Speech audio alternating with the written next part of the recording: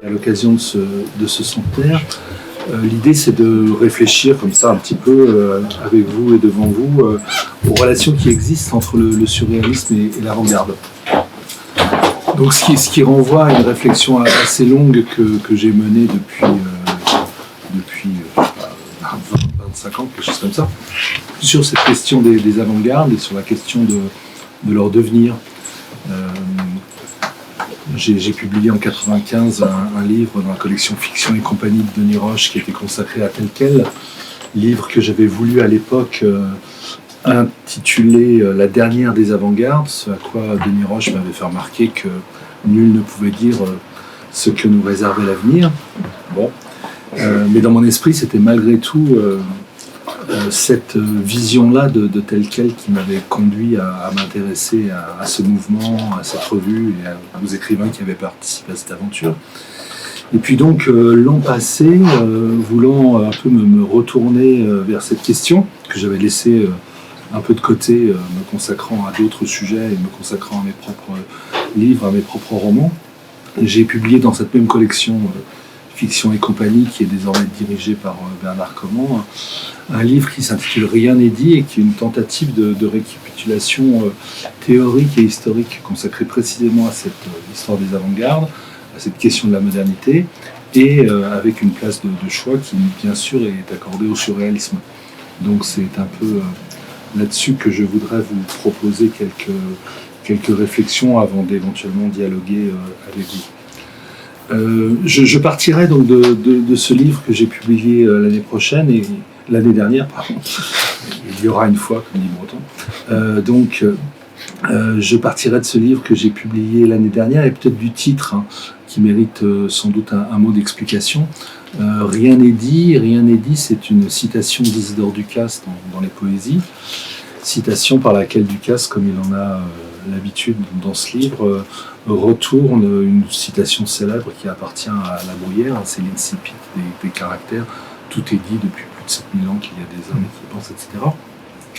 Et donc Ducasse renverse cette formule qui est un peu le motto des anciens pour en faire peut-être le slogan des modernes, exactement à l'époque où Rimbaud, dans l'ignorance bien sûr de ce que fait Ducasse et vice-versa, à l'époque même où Rimbaud lui proclame à la fin d'une saison en enfer il faut être absolument moderne.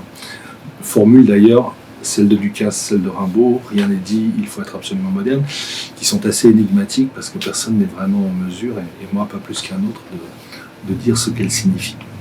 Donc il s'agissait pour moi de réfléchir à cette question de la modernité, et il va s'agir pour moi d'essayer de réfléchir au rapport que cette question de la modernité entretient avec la notion d'avant-garde et avec cette avant-garde que fut peut-être le surréalisme. Je ne reviens pas sur cette question du moderne, elle nous obligerait à parler de choses un peu anciennes. J'évoquais La Bruyère, la querelle des anciens et des modernes, il faudrait évoquer bien sûr Baudelaire également. Enfin, c'est une question qui a préoccupé les surréalistes, en tout cas qui a préoccupé un surréaliste, auquel je me suis intéressé par ailleurs, puisque j'ai collaboré à l'édition de ses œuvres dans la Pléiade et je lui ai consacré une biographie il y a quelques années, c'est Aragon. Le grand livre d'Aragon, à mon sens, c'est Le Paysan de Paris, qui paraît en 1926, mais dont la première partie paraît dès 1924, donc c'est un texte qui est complètement contemporain du manifeste de Breton. Et dans Le Paysan de Paris, Aragon propose toute une réflexion sur le moderne et sur le mythe, réflexion sur laquelle je reviendrai tout à l'heure si j'en ai le temps, parce que c'est quelque chose sur quoi s'est penché aussi de manière, à mon avis, très, très pertinente et très percutante aussi Georges Bataille. Il y a toute une théorie du moderne chez les surréalistes, il y a toute une théorie du moderne, en tout cas chez Aragon, qui réécrit Baudelaire d'une certaine manière dans ce roman qui s'inspire au moins en partie des poèmes du spleen de Paris. Et ce que mesure bien Aragon, et qui a été un peu mon point de départ, c'est l'aporie en laquelle consiste cette notion de modernité. Ça semble aller de soi, ça semble être évident, mais en réalité, rien n'est plus difficile que de définir le moderne, et rien n'est plus compliqué que de donner une définition positive de celui-ci, en tout cas. j'ai quelques citations sous les yeux. Aragon, donc dans Le Paysan de Paris, dans la première partie du Paysan de Paris, me semble-t-il, écrit la chose suivante à propos du mot moderne: ce mot fond dans la bouche du moment qu'elle le forme. Il en est ainsi de tout le vocabulaire de la vie qui n'exprime point l'état mais le changement. Un mot qui fond dans la bouche du moment qu'elle le forme, voilà ce qu'est le mot moderne pour Aragon. Avec toute une réflexion sur laquelle on pourra revenir tout à l'heure si vous le souhaitez, toute une réflexion qui est très étrange et inattendue et en même temps profonde et puissante, parce que Aragon, comme Hölderlin l'a fait avant lui, comme Hölderlin glosé par Heidegger l'a fait avant lui, Aragon lie le moderne à la disparition des mythes, au retrait du divin, comme dit Hölderlin, ce retrait du divin qu'il appartient au poète, comme vous le savez, de chanter en temps de détresse. Donc là, il y a là quelque chose de très pertinent, de très percutant, je le répète, et qui a été un peu mon point de départ. Donc je ne prétends pas définir ce que c'est que le moderne, mais j'essaye de le penser, j'essaye de penser sa difficulté, en tout cas à partir de la manière dont cette difficulté a été pensée, notamment et avant moi par les surréalistes, et tout particulièrement par Aragon. Alors, pour répondre un peu au cahier des charges de cette rencontre, il faut que j'introduise tout de suite un deuxième terme, côté du terme de moderne, qui est le terme d'avant-garde. Alors, la coexistence de ces deux termes, la coexistence de ces deux termes n'est pas sans poser d'éventuels problèmes. On peut être moderne sans être d'avant-garde. Il est plus difficile d'être d'avant-garde sans être moderne, mais tous les modernes ne se veulent pas des avant-gardistes, à commencer par le premier d'entre eux, Baudelaire. Baudelaire a bien sûr fait l'éloge de la modernité dans le texte qu'il consacre à Delacroix, à la peinture, à Constantin Guis, etc. Il y a tout un corpus qui est bien sûr essentiel, mais Baudelaire répugne à user du mot d'avant-garde. Il y a même une citation assez célèbre de lui qui figure dans Mon cœur mis à nu. Baudelaire déclare à propos du mot avant-garde: ses habitudes de métaphore militaire dénotent, dit-il, des esprits non pas militants mais faits pour la discipline, c'est-à-dire pour la conformité, des esprits nés domestiques, des esprits belges qui ne peuvent penser qu'en société. Étant entendu que être belge pour Baudelaire à l'époque où il écrit Mon cœur mis à nu, c'est être français en pire encore, si c'est possible. Alors, j'ai essayé de définir il y a longtemps, j'ai essayé de définir, d'autres l'avaient fait avant moi bien sûr, mais j'ai essayé de proposer ma propre définition de l'avant-garde, une définition qui soit opératoire et dont je vais essayer de montrer en quoi elle s'applique au surréalisme également. Il me semble, écrivais-je il y a longtemps, et c'est ce que j'ai repris donc dans ce livre de l'an passé, qu'on peut parler d'avant-garde à chaque fois qu'on est confronté à un groupe d'artistes et d'écrivains, et la dimension collective est importante. Donc on ne peut être d'avant-garde seul que si on le fait dans l'horizon de quelque chose qui a malgré tout une dimension collective. On ne peut être d'avant-garde qu'à la condition d'appartenir à un groupe. Donc disais-je, un groupe d'artistes, d'écrivains, qui soient engagés dans le projet d'une triple révolution, une révolution qui soit à la fois poétique, théorique et politique. C'est ce qui différencie notamment les avant-gardes d'autres modernes qui, eux, répugnent à cette idée de révolution, ou en tout cas expriment un certain nombre de doutes concernant le nouage qui peut s'opérer entre ces trois révolutions, qu'au contraire, les avant-gardes pensent devoir promouvoir nécessairement ensemble.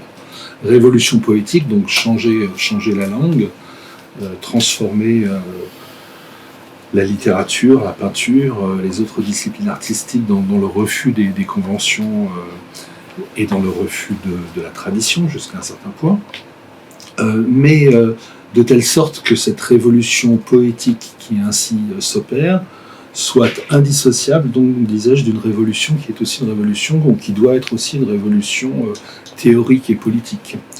Changer la langue pour changer notre vision de la réalité, notre manière de la concevoir, de la comprendre, donc du côté de la théorie ou de la philosophie, et puis changer notre vision du monde de manière à transformer le monde lui-même en s'engageant dans un processus qui doit ne rien laisser intact de ce qu'était une société ancienne que l'on condamne pareillement.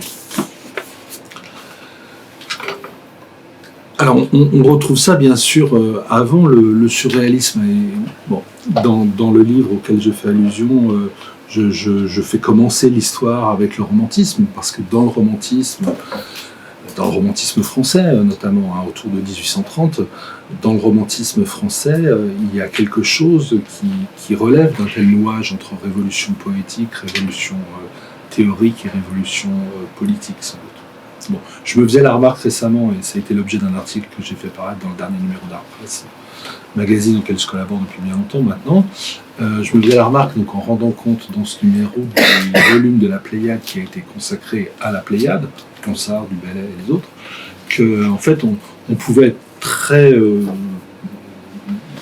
raisonnablement appliquer rétrospectivement même à ce mouvement de la Renaissance, donc ces catégories-là, révolution poétique, révolution théorique et révolution politique. Donc il n'y a jamais moyen vraiment d'assigner à quelque phénomène que ce soit une date de naissance, mais alors pourquoi ne pas remonter jusqu'au XVIe siècle Bon, en tout cas, ce qui va constituer la référence essentielle pour les avant-gardes du XXe qui nous intéressent aujourd'hui est déjà susceptible d'être retrouvé et isolé du côté du romantisme, en tout cas du premier romantisme français. Alors,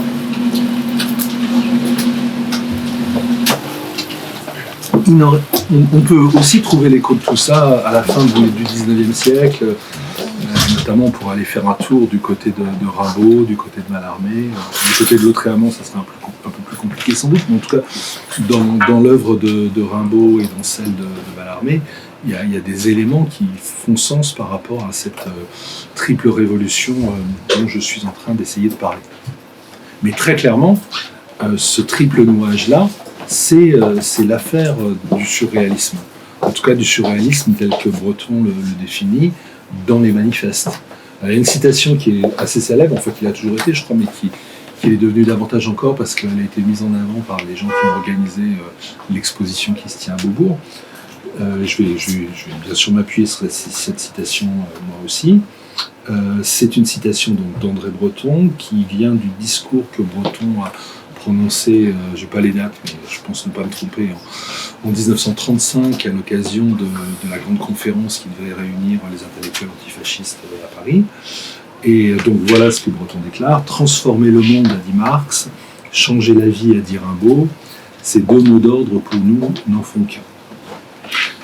Et donc c'est sans doute cette citation qui dit mieux que tout autre ce qu'il en est de ce triple nouage, ou de ce nouage de trois éléments dont je suis en train de parler. Transformer le monde, donc c'est bien sûr ce qu'on appelle la 11e thèse sur Feuerbach, de Marx et Engels. Jusqu'à présent, les philosophes n'ont fait qu'interpréter le monde, il s'agit désormais de le transformer.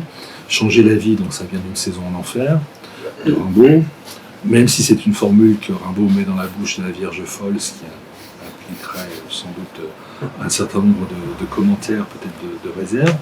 Mais en tout cas, transformer le monde, changer la vie, voilà, il s'agit de faire en sorte que ces deux projets s'articulent l'un à l'autre. Et c'est très précisément ce que Breton a voulu pour le surréalisme. Alors, ce ne serait pas pertinent, puis je pense que le plus intéressant, c'est d'aller le plus rapidement possible à un échange, si vous le souhaitez, mais je ne vais pas refaire donc l'histoire du surréalisme, mais je justifie malgré tout la définition que je propose. Révolution poétique, bien sûr, c'est l'écriture automatique.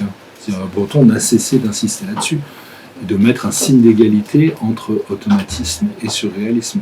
C'est la définition qui est mise en avant en 1924, dans le premier manifeste. Et c'est la définition qu'on va retrouver d'une manière ou d'une autre, et malgré les avatars et les aléas que connaîtra l'automatisme jusqu'au bout. C'est pour ça que dans la sélection que j'ai opérée pour la réédition en Pléiade des manifestes, j'ai voulu qu'on arrête avec un tout petit texte qui doit dater de 61 qui s'appelle Le La, et qui est une sorte de. Enfin, c'est quelques phrases de réveil finalement, que Breton fait précéder d'un petit commentaire en insistant sur l'idée que c'est encore et toujours l'automatisme qui doit donner le la au diapason duquel donc doit se mettre le surréalisme et toute forme d'activité authentiquement poétique. Donc, du côté de la révolution poétique, il y a le surréalisme pensé en tant qu'automatisme, bien sûr, avec les effets que ça va produire dans le champ poétique, et à mon sens, davantage encore dans le champ du récit, parce que c'est un point qui peut être un point de divergence avec les spécialistes officiels du surréalisme, au nombre desquels je ne compte pas, mais pour moi, les grandes œuvres du surréalisme, ce sont plutôt des récits que des textes poétiques. Je pense notamment donc, aux Paysans de Paris dont je parlais tout à l'heure, mais je pense aussi, bien sûr, aux livres de Breton comme Nadja, comme L'Amour fou, et plus encore, pour moi c'est le chef-d'œuvre de Breton, Arcade 17, sans oublier pour autant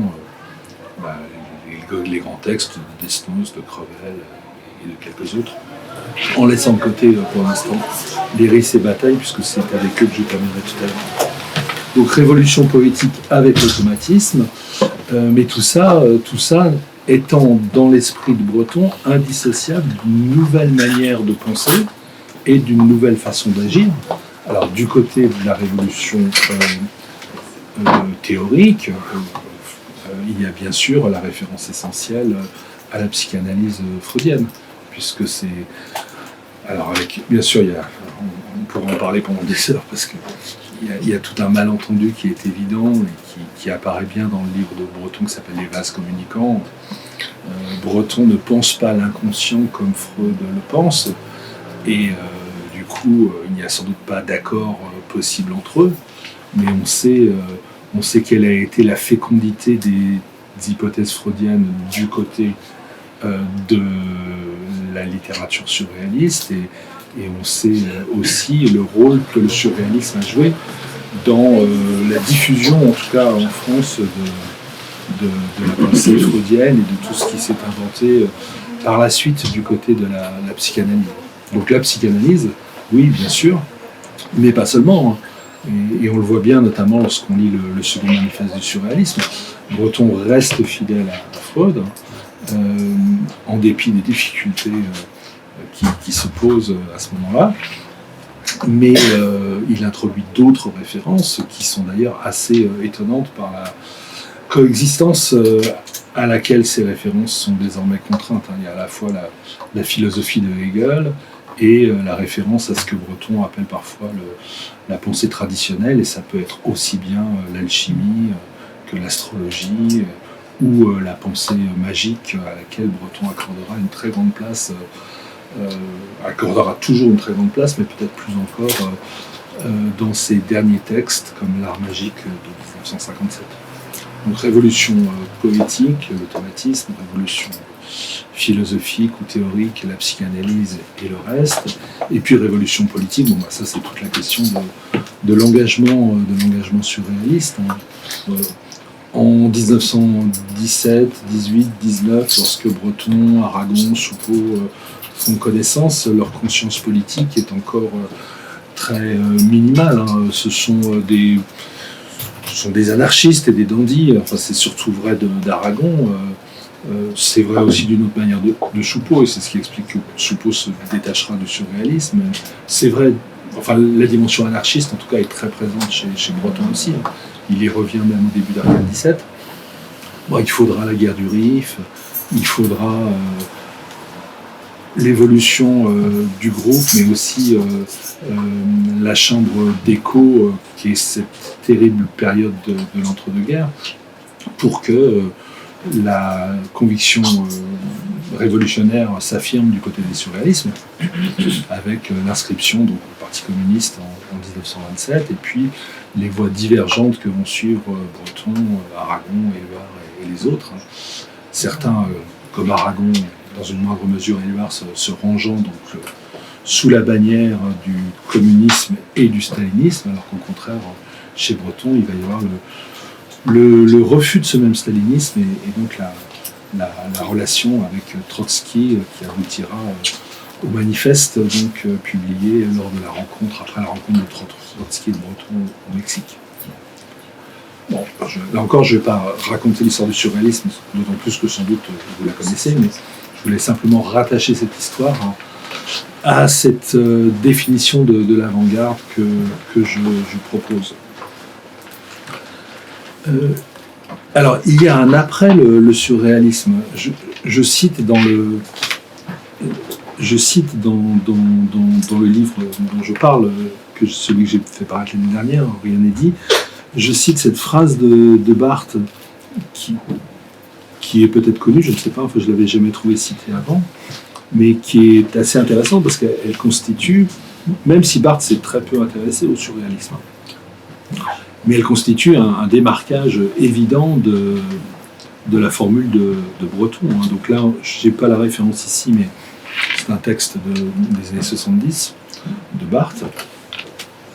Voilà ce que Barthes déclare. Donc, nulle histoire de la littérature, s'il doit s'en écrire encore, ne saurait être juste qui se contenterait, comme par le passé, d'enchaîner des écoles sans marquer la coupure, qui met alors à nu un nouveau prophétisme, celui de l'écriture, changer la langue, mot malarméen, et concomitant de changer le monde, mot marxien.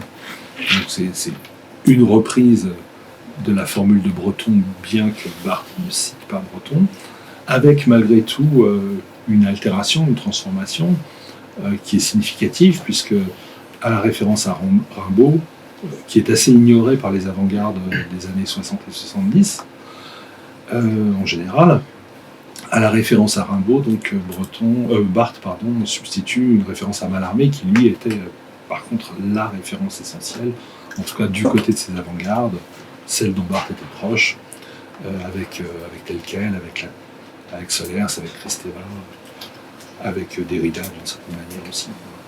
Donc, qu'on saisisse les choses du côté du romantisme, du côté du surréalisme, ou du côté des avant-gardes qui ont succédé au surréalisme, qui parfois s'en inspiraient, il me semble qu'on retrouve bien ce triple nouage entre révolution poétique, révolution politique et révolution théorique. Alors, tout ça, on pourra revenir au surréalisme tout à l'heure, mais tout ça me semble intéressant à penser aujourd'hui, parce que sur cette histoire, l'histoire du moderne, l'histoire des avant-gardes, et dans une certaine mesure, il faut quand même que je le dise en dépit des célébrations du centenaire, en ce qui concerne donc le surréalisme aussi, tout ça me semble appartenir un peu à un passé révolu, comme si la page avait été tournée sur cette aventure des avant-gardes, et qu'elle était désormais le plus souvent considérée comme caduque.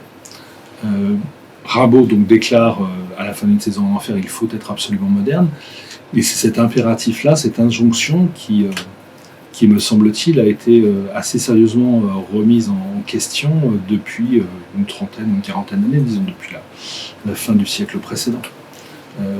Avec Barthes qui a joué à cet égard un rôle assez important.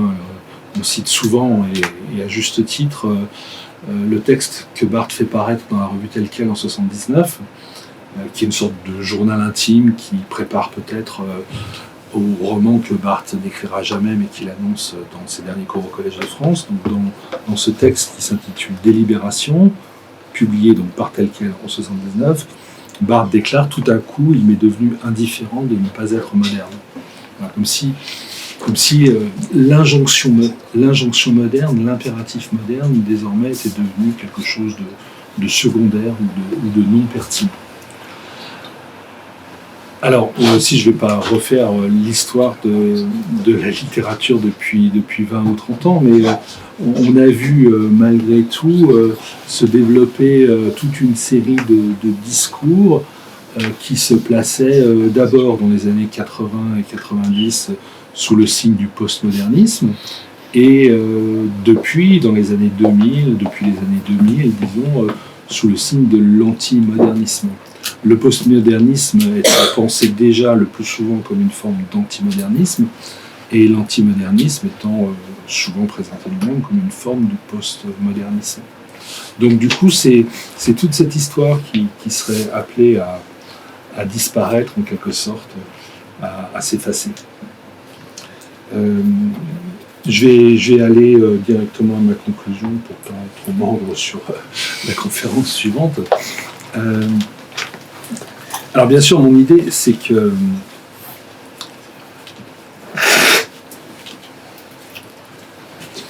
la manière dont toute cette histoire a été déclarée caduque est bien sûr très préjudiciable à la littérature d'aujourd'hui ou à la pensée d'aujourd'hui d'une façon plus vague et plus générale. Il y a, me semble-t-il, tout intérêt à ne pas oublier ce que fut la modernité et à rester fidèle à ses enseignements essentiels. Même si, alors, bon, après, tout ça se discute et je vois bien que la réflexion que j'ai menée, elle est très tributaire finalement, comme c'est presque toujours le cas de la manière dont j'ai commencé à penser ces choses il y a longtemps maintenant, c'est-à-dire quand j'avais 20-30 ans, c'est-à-dire à la fin du siècle dernier.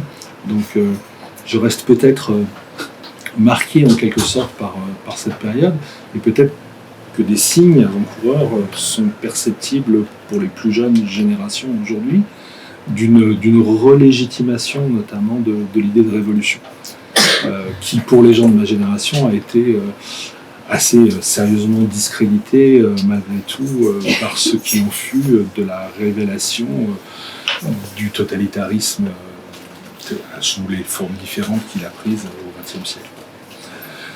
Donc, je ne crois pas trop, même aujourd'hui encore, en dépit de l'état lamentable du monde qu'on a sous les yeux, je ne crois pas trop en la possibilité de ressusciter l'espérance révolutionnaire dont on a vu ce vers quoi elle conduisait le plus souvent.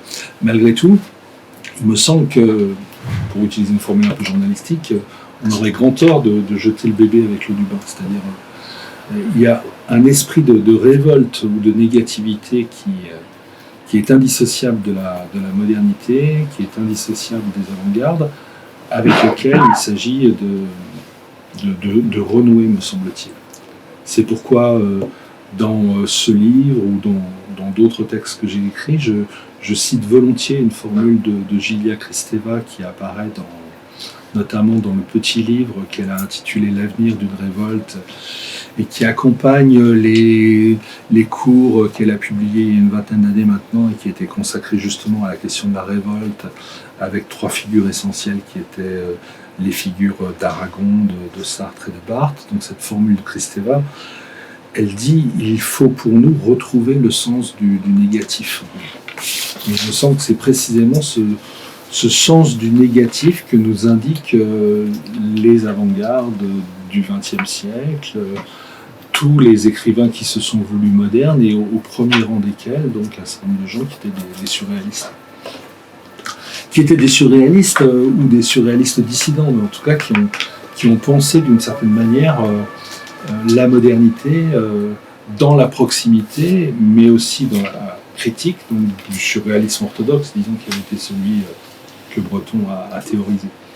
Et donc il y a 2 références qui pour moi sont essentielles, qui sont la référence à Michel Leiris et la référence à Georges Bataille. Et c'est du côté de l'œuvre de Leiris et du côté de celle de Bataille, me semble-t-il, qu'on peut aller trouver, comme je l'explique donc en conclusion de ce livre, rien n'est dit, qu'on peut aller trouver une définition qui soit encore pertinente pour notre présent du moderne. Alors je fais allusion notamment à un des derniers livres de Leiris, qui s'appelle « Le ruban au cou d'Olympia », qui est apparu en 1981, et qui a frappé surtout ses premiers lecteurs par la critique que Leiris semblait proposer de la notion de modernité. Donc c'est un livre à la manière de Leiris, donc ça mêle prose et poésie, essais et autobiographie, tout cela s'organisant autour d'une ekphrasis, si on veut, de ce tableau essentiel de Manet qui est l'Olympia. tableaux dont tout le monde, avant Léris, de Zola à Malraux, en passant par Élifort, tableau dont tout le monde a dit qu'il était le premier tableau moderne, le tableau par lequel s'inventait la peinture moderne. Et donc, de ce livre, on a retenu surtout à l'époque où il a paru, et je suis suffisamment vieux pour me rappeler de cette époque, on a retenu surtout donc, la critique que Léris proposait de la notion de modernité. Et un extrait de ce livre qui est apparu en bonne feuille dans la Nouvelle Revue Française à l'époque, et on y trouve cette phrase notamment. Léris écrit « Notion stimulante mais caduque que je renonce à mettre en avant, la modernité n'est-elle pas camouflée à son nom même, n'a-t-elle pas, camouflée à son nom même, cessé d'être moderne ?» Et il y a même une formule un peu plus frappante encore qui figure dans le texte. Léris met un signe d'égalité, ou semble mettre un signe d'égalité, entre modernité et, dit-il, merdonité. Alors bien sûr, il y a une critique effectivement de la modernité comme merdonité dans ce livre de Léris, mais ça ne doit pas faire oublier les pages tout à fait importantes et tout à fait essentielles où Léris réaffirme d'une certaine manière sa fidélité à l'idéal moderne qu'il définit précisément comme indissociable de ce qu'il nomme le démon moderne de la négation. Être moderne, c'est être fidèle à ce démon moderne de la négation. C'est, comme le dira plus tard Kristeva, s'engager à retrouver le sens du négatif. L'autre référence que je convoque et avec laquelle je vais finir, c'est un texte qui est pour moi absolument fondamental, que j'ai cité plusieurs fois, et sur lequel j'ai fait porter l'accent aussi dans ce dernier livre. C'est un texte de Georges Bataille qui s'intitule « La religion surréaliste », qui est en fait la retranscription d'une conférence qu'il a donnée en 1948. Alors, ce n'est pas un texte totalement inconnu. Bon, j'imagine d'abord qu'il est connu des spécialistes de Bataille, mais il a été aussi commenté par Jean-Luc Nancy, même si la perspective dans laquelle Jean-Luc Nancy commente ce texte, pour dont j'ai compris le texte de Nancy, est sans rapport avec moi ce que je crois devoir en tirer. Alors de quoi s'agit-il? Donc vous savez que les relations de Breton et de Bataille ont été compliquées, mais Breton et Bataille se retrouvent autour d'enjeux politiques avant la Seconde Guerre mondiale, avec l'épisode du mouvement contre-attaque, et puis surtout après la Seconde Guerre mondiale, avec le retour de Breton en France. Et ce qui les rapproche, c'est cette question du mythe qui avait d'abord occupé, 20 ans plus tôt, Aragon dans le Paysan de Paris. Et ce qui me semble particulièrement important dans la conférence que Bataille propose en 1948, c'est justement qu'il réfléchit la notion de modernité à laquelle il se veut fidèle, à partir d'une réflexion qui porte donc sur ce qu'il en est du mythe. Alors c'est un peu une tarte à la crème à laquelle, je ne sais pas comment on doit dire avec une tarte à la crème, mais de laquelle se sont nourris la plupart des écrivains et des intellectuels du XXe siècle. Mais ça remonte à très loin, ça remonte au romantisme, encore une fois, ça concerne Nietzsche, ça concerne Fraser, l'auteur de Rameau d'or, ça concerne Freud aussi. Et si Dieu est mort, les mythes sur lesquels reposait la société d'autrefois, ces mythes se sont défaits. Bon, c'est la question soulevée par Heidegger après Hölderlin du retrait du divin. Alors est-ce qu'une société peut survivre sans mythes? Ou faut-il inventer de nouveaux mythes? C'est la question que pose déjà Aragon dans le Paysan de Paris, c'est la question qu'il reprend au début de la Seconde Guerre mondiale, et c'est un moment très important parce qu'il s'agit d'opposer au mythe nazi, au nazisme comme mythe, quelque chose qui peut-être sera une mythologie nouvelle. En tout cas, c'est une des options qu'envisage Aragon au moment de son engagement dans la résistance aux côtés des communistes. Et Breton lui-même semble croire à la nécessité d'inventer de nouveaux mythes. Et c'est l'un des thèmes essentiels sur lesquels il fait porter l'accent dans les prolégomènes à un troisième manifeste du surréalisme ou pas, enfin tous les textes qu'il écrit, notamment pendant la Deuxième Guerre mondiale. Mais qu'est-ce que ça peut bien vouloir dire que d'inventer un mythe qui soit approprié à notre modernité, un mythe qui donne de notre modernité une définition qui soit une définition nouvelle. Et Bataille, lui, fait preuve d'une perspicacité et d'une prudence qui me semble tout à fait indispensable et même admirable. Il explique qu'en fait, l'homme moderne se définit justement par l'absence de mythe. Et qu'en même temps, on ne peut pas se passer totalement de mythe. C'est pourquoi il définit le mythe moderne comme mythe de l'absence de mythe. Et dit-il, c'est à ce mythe de l'absence de mythe qu'il faut être fidèle, justement, enfin je simplifie, mais c'est pour boucler ma démonstration,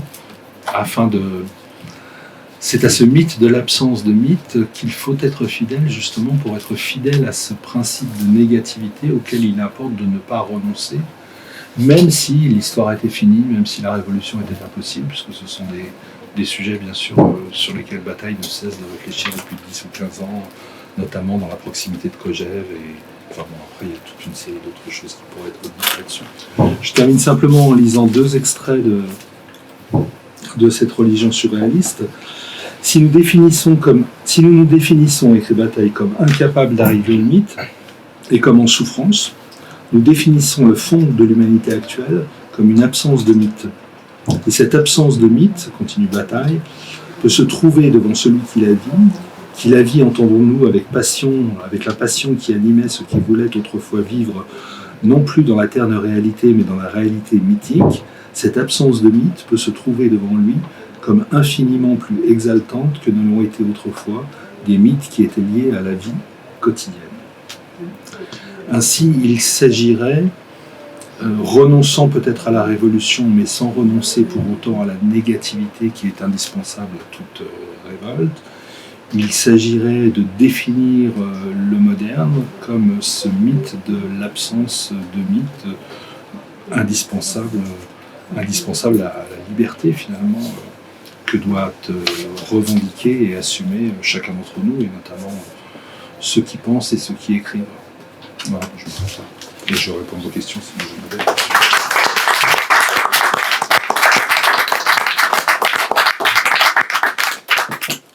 Bien, on ouvre la discussion. Si vous avez des questions, manifestez-vous.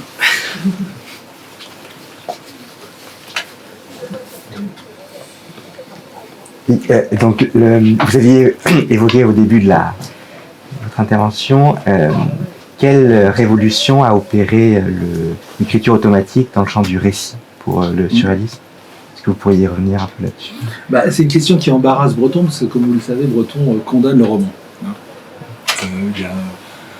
On dispose d'un certain nombre d'éléments, notamment les lettres que Breton et Aragon échangent au moment où Aragon s'engage dans l'écriture de son premier roman, que je connais bien parce que je l'ai édité dans la Pléiade, Anicet ou le Panorama roman, et Breton dit pas de roman, et il condamne le roman au nom de la pureté poétique dont il se réclame. Et puis malgré tout, Breton va reconnaître la grandeur de ce livre qui est Le Paysan de Paris, et puis il ne condamne pas nécessairement tous les romans qui ont été écrits avant lui, et il s'essaye à une forme d'écriture qui pour moi, mais il faut dire que j'ai une conception très large du roman, qui pour moi relève de l'écriture romanesque, avec des textes comme Nadja notamment. Donc il essaye de justifier cette volte-face en quelque sorte qu'il opère, en expliquant que on peut faire entrer quelque chose de l'automatisme dans le récit autobiographique si on est attentif à ces signes, à ces coïncidences qui s'adressent à nous dans la vie, et si on se laisse guider par ces signes et par ces coïncidences.